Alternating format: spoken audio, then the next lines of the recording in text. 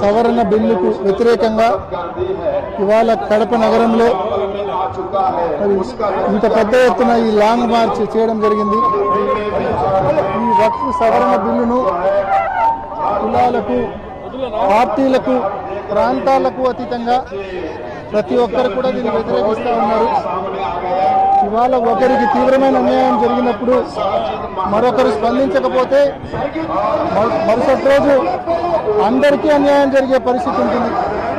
ఈరోజు సవరణ బిల్లు ఏదైతే ఉందో ఇది anti constitutional, anti secular, anti national. ఇవాళ మన భారతదేశము రాజ్యాంగానికి, కాన్స్టిట్యూషన్ ఆఫ్ ఇండియాకు బౌండ్ అయి ఉంది.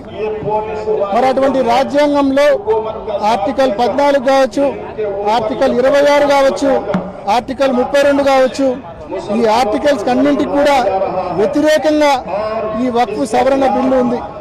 కాబట్టి ఈ బిల్లును దేశవ్యాప్తంగా ప్రతి ఒక్కరు కూడా కులాలకు, పార్టీలకు, ప్రాంతాలకు అతీతంగా ప్రతి ఒక్కరు కూడా వ్యతిరేకిస్తూ ఉన్నారు. వైఎస్ఆర్ కాంగ్రెస్ పార్టీ తరఫున జగన్మోహన్ రెడ్డి గారు ఇచ్చిన పిలుపు మేరకు ఇప్పటికే లోక్సభలో, రాజ్యసభలో ఈ బిల్లును పూర్తిగా వ్యతిరేకించడం జరిగింది. అదేవిధంగా సుప్రీంకోర్టులో కూడా వైఎస్ఆర్ కాంగ్రెస్ పార్టీ తరఫున మరి ఈ బిల్లును వ్యతిరేకిస్తూ మరి పిటిషన్ కూడా వేయడం జరిగింది, రిట్ పిటిషన్ కూడా వేయడం జరిగింది.